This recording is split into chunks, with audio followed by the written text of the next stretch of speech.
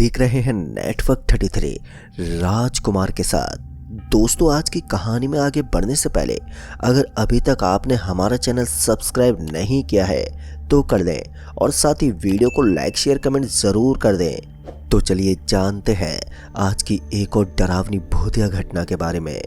दोस्तों, एक मासूम सा बच्चा हंसते हुए कितना खूबसूरत लगता है ना, लेकिन वही खूबसूरती खौफ के रूप में तब्दील हो जाती है जब आप रात के 1 बजे के आसपास किसी बच्चे के हंसने की आवाज़ सुन रहे हो।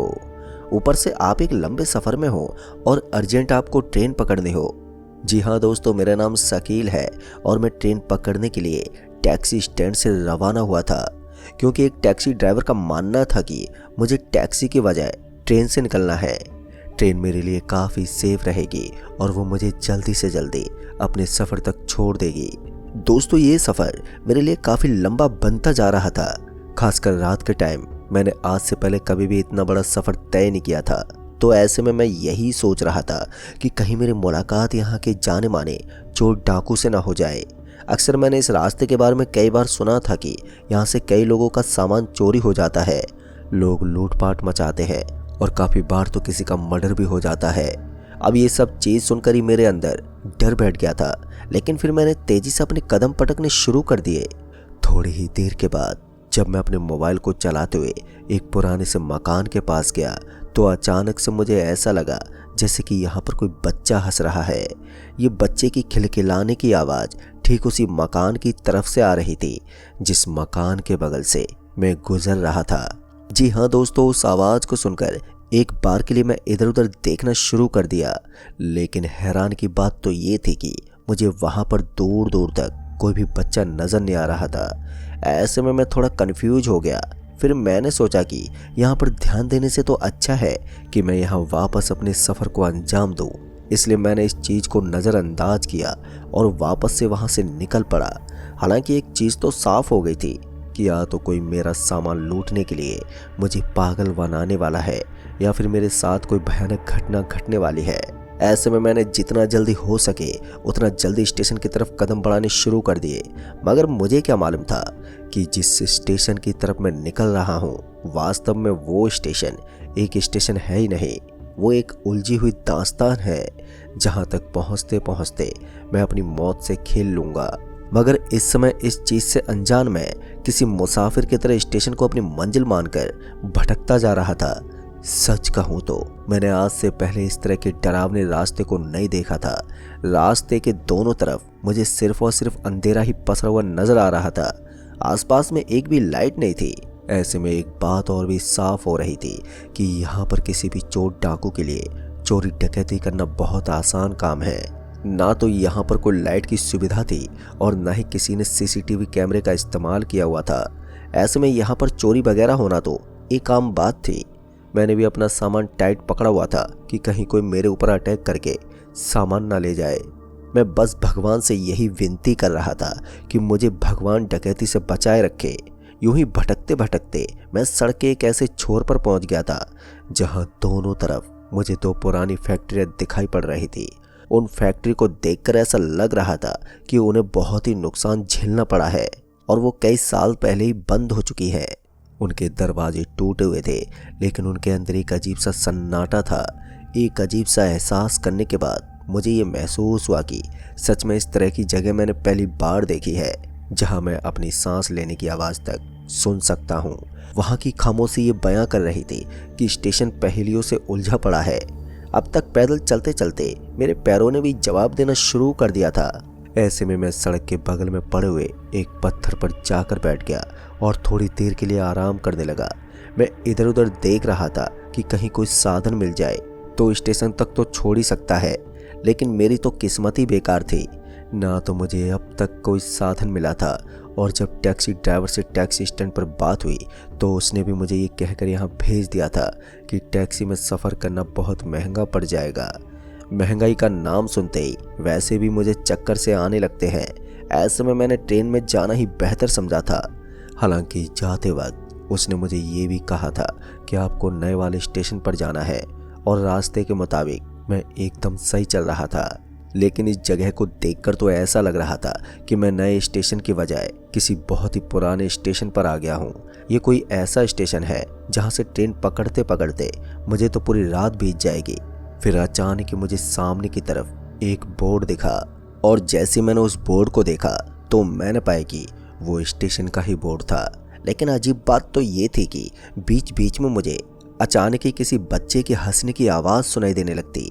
वैसे तो बच्चे के हंसने की आवाज़ बड़ी ही मधुर होती है, लेकिन जब रात को आप अकेले में हो और आप किसी बच्चे को नहीं जानते तो फिर यह आवाज़ आपके लिए श्राप बन जाती है। मेरा भी इस जगह पर दम घुटने लगा था। मुझे ऐसा लग रहा था कि ये तो यहाँ पर किसी ने मुझे भटकाने के लिए इस तरह का गंदा कारनामा किया है, या फिर यहाँ पर कोई अजीब व गरीब ताकत है। आसान शब्दों में कहा जाए तो यह किसी भूत प्रेत का वास भी हो सकता है। ऐसे ही सोचते सोचते मैंने जल्दी जल्दी से उस स्टेशन की तरफ बढ़ना शुरू कर दिया। लगभग 10 से 12 मिनट बीतने के बाद अब मैं उस स्टेशन पर पहुंच गया था, और जैसे ही मैं स्टेशन पर पहुंचा तो मैंने देखा कि ये स्टेशन कहीं से भी नया नहीं लग रहा था। इसको देखकर ऐसा लग रहा था कि ये एकदम पुराना स्टेशन है, और इस स्टेशन पर मौजूद सारे बैठने वाली कुर्सियां भी टूट चुकी थी। एक दो पत्थर की बैठने की सीट बनाई गई थी, वो भी काफ़ी टूटी फूटी लग रही थी। साथ ही स्टेशन के दूर दूर तक मुझे कोई भी नज़र नहीं आ रहा था। ऊपर से जब मैं टिकट काउंटर की तरफ गया तो वहाँ भी मुझे सब कुछ एकदम बंद नज़र आ रहा था। ऐसे में मैं समझ गया कि मैं नए स्टेशन पर नहीं बल्कि किसी पुराने स्टेशन पर आ गया हूँ। और फिर तभी मैंने अपना मोबाइल निकाला और उसमें कुछ सर्च करने लगा। जैसे मैंने मैप लगाकर सर्च करने की कोशिश की तो मैंने देखा कि यहाँ पर मैप भी काम नहीं कर रहा था। मैप देखने पर ऐसा लग रहा था कि मैं किसी समुद्र के बीच में हूँ, और दूर दूर तक मुझे सिर्फ खाली जगह ही नजर आ रही है। यानी कि ये एक ऐसी जगह थी जहाँ मेरी कोई भी होशियारी काम नहीं आने वाली थी। मैंने वहाँ पर थोड़ी देर रुकने का फैसला किया।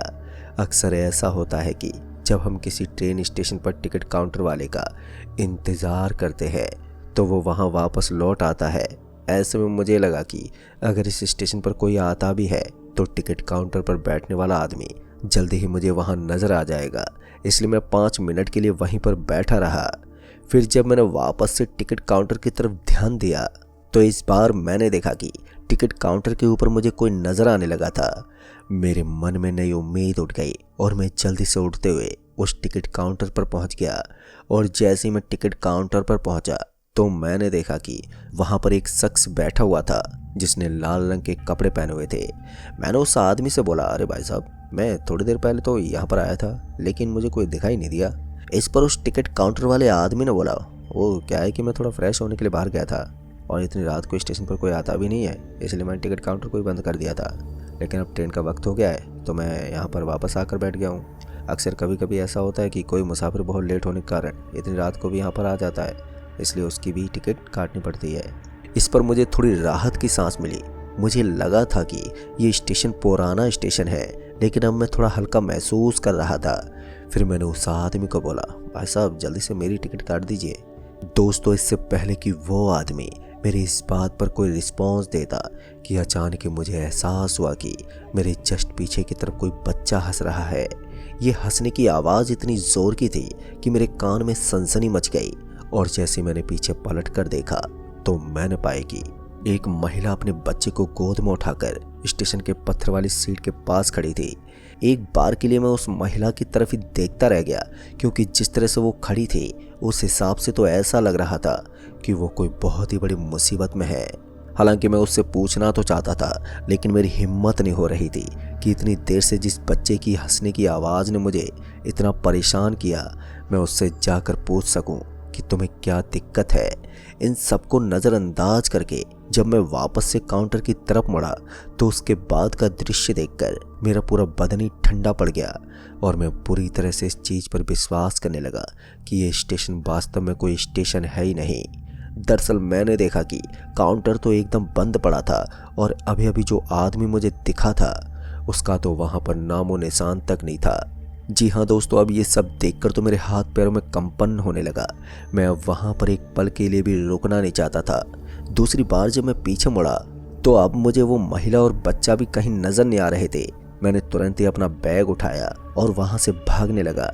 मैं जितना जल्दी हो सकता था वहाँ से भागकर निकलना चाहता था, क्योंकि ये स्टेशन भूतों की बस्ती से भरा पड़ा था। बार बार उस बच्चे की आवाज़ ने मुझे इस चीज़ पर विश्वास करवा दिया था कि मैं गलत स्टेशन पर पहुँच गया हूँ। लेकिन अब उस काउंटर पर हुए इस हादसे ने मुझे पूरी तरह से श्योर कर दिया था कि वास्तव में मैं अपनी मौत को छूने आया हूँ और यहाँ से बचकर निकलना मेरे लिए मौत से खेलकर निकलने जैसा है। मुझे अपने हर कदम पर अजीब सा डर सता रहा था। मुझे ऐसा लग रहा था कि कभी भी किसी भी वक्त मेरे साथ कोई भी घटना घट सकती है। हो सकता है कि फिर से मेरी मुलाकात उस स्टेशन वाले आदमी से हो जाए, या फिर मुझे फिर से उस महिला से सामना करना पड़े जिसकी गोद में एक छोटा और मासूम सा बच्चा है। यहाँ पर मुझे कदम कदम पर अपनी मौत ही नजर आ रही थी, लेकिन किसी तरह से मैं फिर से उस स्टेशन से बाहर निकल गया था। लेकिन दोस्तों, मुझे क्या मालूम था कि ये स्टेशन बाहर से जितना डरावना है उतना ही अंदर से भी है। यानी कि चाहे किसी भी तरफ अपने कदम पटक लूँ मैं, मुझे अपनी कठिनाइयों से पेश तो आना ही पड़ता। फिर मैं इस बार जैसे उस स्टेशन से बाहर निकला तो इस बार मेरा सामना उस महिला से हो ही गया। इतनी देर से मुझे ये चीज़ अच्छे से मालूम थी कि आज की रात एक ना एक बार तो वो महिला मेरे बिल्कुल करीब आकर खड़ी हो जाएगी और मुझे और भी भयानक दृश्य देखना होगा। लेकिन मैं ये नहीं जानता था कि स्टेशन से निकलते ही वो मेरे सामने खड़ी होगी। इस बार तो उसने मुझे सरप्राइज कर दिया था, मगर मैंने भी हिम्मत जुटाए रखी और किसी तरह उसके बगल से निकलने की कोशिश की। पर अच्छी बात तो ये थी कि उसके बगल से निकलते वक्त मैंने उसकी तरफ एक बार भी ध्यान ही नहीं दिया और चुपचाप उस भयंकर सन्नाटे को चीरते हुए उसके करीब से निकल गया। मैं उस महिला से बस थोड़ी दूर आगे पहुंचा था कि अचानक मुझे ऐसा महसूस हुआ जैसे कि मेरे कंधे पर बहुत ही ज़्यादा वजन हो गया है। मुझे अपने कंधे पर इतना ज़्यादा वजन महसूस हो रहा था कि मैं ठीक से चल भी नहीं पा रहा था। तभी मुझे अपने कंधे के ऊपर से दो पैर लटकते हुए दिखे और जैसे मैंने उन दोनों पैरों को देखा तो मेरी सांसें फूल गई। दरअसल मैंने देखा कि ये पाँव किसी और के नहीं बल्कि उसी बच्चे के ही थे जिसको थोड़ी देर पहले उस महिला ने अपनी गोद में उठाया हुआ था। पर अजीब बात तो ये थी कि उसके पैर बढ़ते ही जा रहे थे और धीरे धीरे उसके पैर इतने बढ़ गए कि वो मेरे पेट से नीचे होते हुए मेरे पैरों के पास जाकर टकराने लगे। फिर एक भयानक नज़ारे ने मुझे दहशत में डाल दिया था। मुझे समझ में नहीं आ रहा था कि इतनी देर से जो बच्चा मुझे परेशान कर रहा था अब उससे पीछा कैसे छुड़वाऊं, क्योंकि वो तो मेरे सर पर बैठ गया था और मैंने उसे नीचे गिराने की बहुत कोशिश की, लेकिन ऐसा लग रहा था मानो वो मेरे सर से चिपक गया हो। मेरी तमाम कोशिश करने के बावजूद वो मेरे कंधे पर ही बैठा रहा। ऊपर से उसका वजन इस तरह से बढ़ रहा था मानो मैं इस वजन के चलते यहीं नीचे दब जाऊंगा। मेरी सांसें अब तेजी से फूलती जा रही थी और इस माहौल में मैं इतनी बुरी तरह से घबरा गया था कि अब मेरे पास भगवान के नाम को जपने के अलावा दूसरा कोई रास्ता बचा ही नहीं था। मैं किसी तरह से हनुमान चालीसा पढ़ता जा रहा था और अपने सफ़र को अंजाम देता जा रहा था। हर मंगलवार और शनिवार को वैसे भी मैं अपने घर में भगवान जी के मंदिर में हनुमान चालीसा का पाठ किया करता था और वही मेरे लिए एक आखिरी उम्मीद थी और वही मेरे लिए एक नई जिंदगी जीने का तरीका। ऐसे में जितना जल्दी हो सके मैं उसी हिसाब से हनुमान चालीसा का पाठ करता गया। भूत पिशाच निकट न आवे और महावीर जब नाम सुनावे। कहते कि अक्सर जब आप हनुमान चालीसा करते हैं तो भूत प्रेत जैसी शक्तियाँ आपसे असंख्य किलोमीटर दूर चली जाती हैं। और थोड़ी देर के बाद मुझे भी महसूस होने लगा कि मेरा पूरा बदन धीरे धीरे हल्का हो रहा था। मेरी सांसें पहले की तरह नॉर्मल हो रही थी और उसके साथ ही मुझे ऐसा लग रहा था कि अब मुझे चलने में भी कोई दिक्कत नहीं हो रही है। मेरे सर पर इतनी देर से जो भार मुझे महसूस हो रहा था वो अब काफ़ी हद तक कम हो गया था। मुझे अपने जिस्म के ऊपर महसूस होने वाला वजन कुछ पलों में गायब हो गया और इसी का फ़ायदा उठाकर मैं बहुत ही जल्दी उस स्टेशन से बाहर निकलकर सीधे उस टैक्सी स्टैंड पर पहुंच गया। पर इस बार जैसे मैं उस टैक्सी स्टैंड पर पहुंचा तो मुझे एक टैक्सी खड़ी हुई नज़र आ रही थी और ठीक से देखने पर पता चला कि ये उसी आदमी की टैक्सी थी जिसने थोड़ी देर पहले मुझे उस भूत से घिरे हुए स्टेशन का पता बताया था। मैं गुस्से से लाल होकर उस टैक्सी ड्राइवर की तरफ बढ़ने लगा जिस पर मुझे अभी भी बहुत जोर का गुस्सा आ रहा था। और जैसे मैं उस टैक्सी ड्राइवर के पास पहुंचा तो सबसे पहले मैंने उस पर भड़कते बोला, अरे भाई तेरा दिमाग तो ठीक है? तूने मुझे किस स्टेशन पर भेज दिया? तू जानता भी है उस स्टेशन की हालत क्या है और वहाँ क्या रहता है? इस पर वो आदमी शांति के साथ बोला, देखिए भाई साहब, मैंने आपको जो रास्ता बताया था वो उस तरफ से निकलता है, लेकिन आप इस तरफ से निकल गए। मुझे लगा कि आप जानते होंगे, इसलिए फिर मैंने आपको डिस्टर्ब नहीं किया। खैर, अब जो होना था वो तो हो चुका था, इसलिए मैंने उस टैक्सी ड्राइवर को बोला, अच्छा ठीक है, अब आप मुझे या तो स्टेशन तक छोड़ दो या फिर मुझे सही सलामत अपने इलाके तक पहुंचा दो। उस आदमी ने मेरी बात सुनकर अपनी गर्दन हिलाई और उसने मुझे सही स्टेशन पर ले जाकर छोड़ दिया। पर अच्छी बात ये थी कि वो स्टेशन एकदम सही था। फिर मैंने उस टैक्सी ड्राइवर से भी पूछा कि उस स्टेशन की हकीकत क्या बयां करती है, तो उसने भी मुझे बताया कि वो सिर्फ इतना जानता है कि वो स्टेशन हॉन्टेड है और वहाँ रात को एक औरत और एक बच्चा नजर आता है। कहते कि वो दोनों माँ बेटे सालों से उस स्टेशन पर भटक रहे हैं, पर आगे की कहानी कोई नहीं जानता कि आखिर इसका रहस्य क्या है। तो दोस्तों, इस कहानी में बस इतना ही। तब तक के लिए बाय एंड टेक केयर।